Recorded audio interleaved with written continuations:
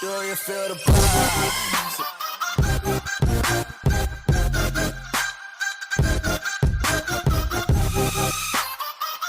Not a sin to get tan because I love it. Because I love it. Right, right, right. There you go. Okay. All right. So we learned about trig identities. We learned them for a reason.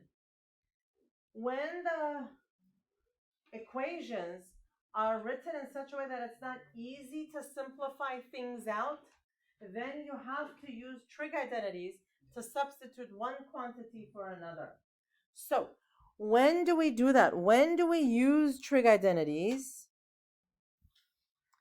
When there are multiple trig functions that can't be factored out.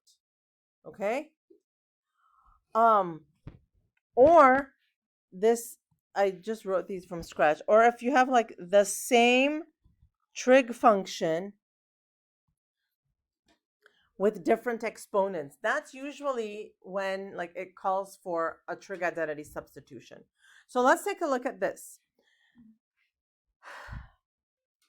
We have a cosine and a sine here. Now, even though we had mixed identities here, we were able to factor one out and have one expression in terms of cosine, one expression in terms of sine. You can't do that here. So you have to substitute something for something else. Now, most of the time, the one that has a square is the one that needs the substitution.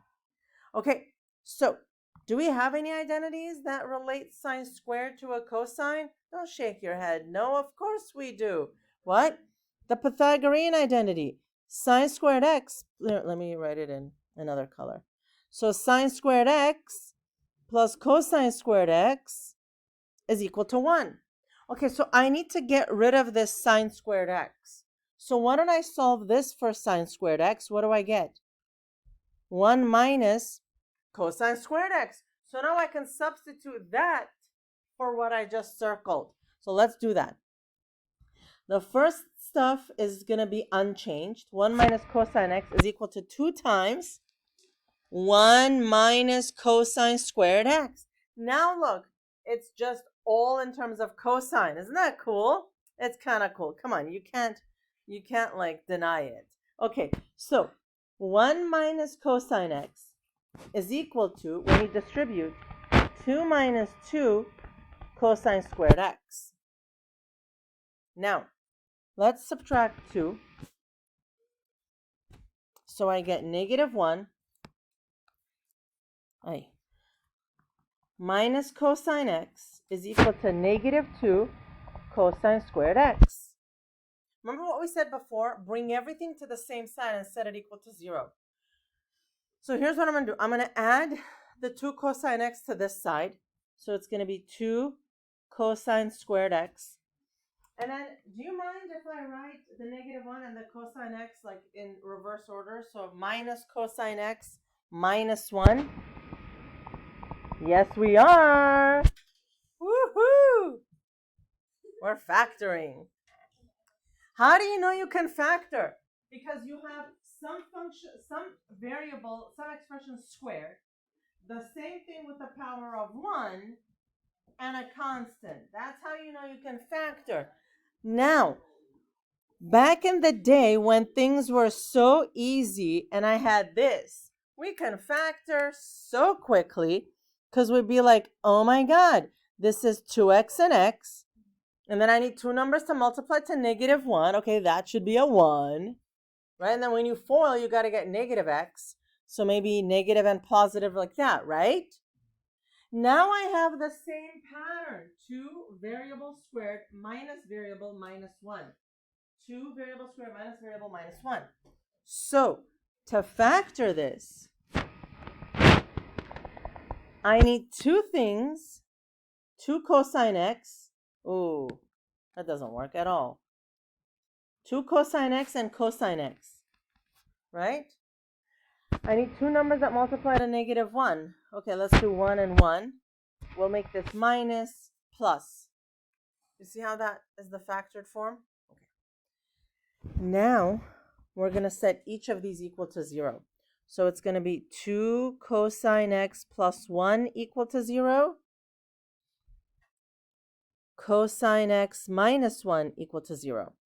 So what's this? Cosine x equal to what? Negative a half. And cosine x equal to 1.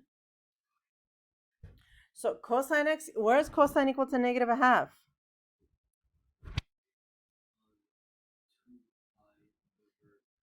2 pi over 3. Where else? 4 pi over 3.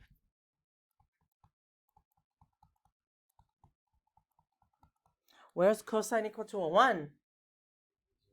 0. Right? There you go. How cool is that? Right? Oh my gosh, we're on the last page of notes for the entire year. Wow. Amazing. Okay, let's do this one. I know. So, oh, look at the, oh my God, I love this one. Okay, you know what? Why don't we, before we do anything, why don't we first move everything to the same side? Because you can do that. Okay, we could have done that with this too. So why don't we use that method for this? Move everything to the same side. So subtract, so I have cosine squared x, subtract the 4, you get minus 1, and then add sine squared x equal to 0. Okay, guys, what do we have here? You can't factor out a cosine.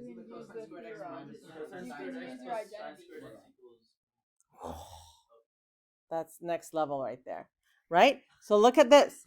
Look at this. Cosine squared x plus sine squared x. What is that? That's a 1, remember? So if we just wrote them together, that is next level. So this is just equal to 1. Minus 1 equals 0. 0 equals 0. When does 0 equal 0? All the time. So this is all real numbers. Wow. Isn't that cool?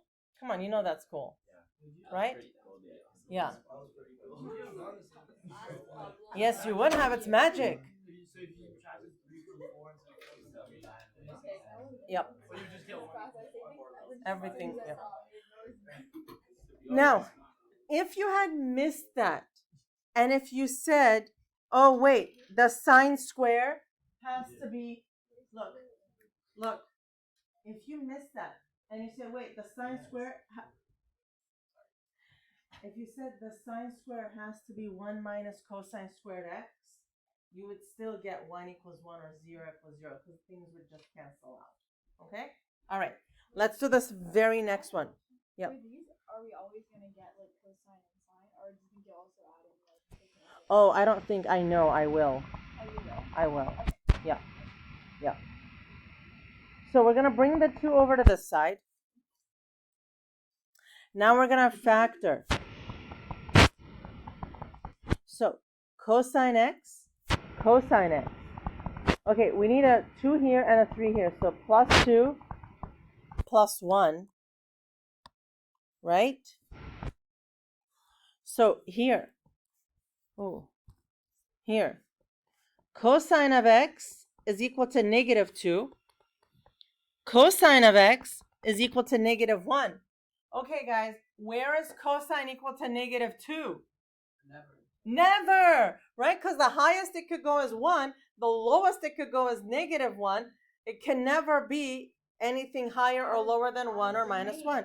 It's out of domain. So from that particular equation, it's no solution. We don't get any information.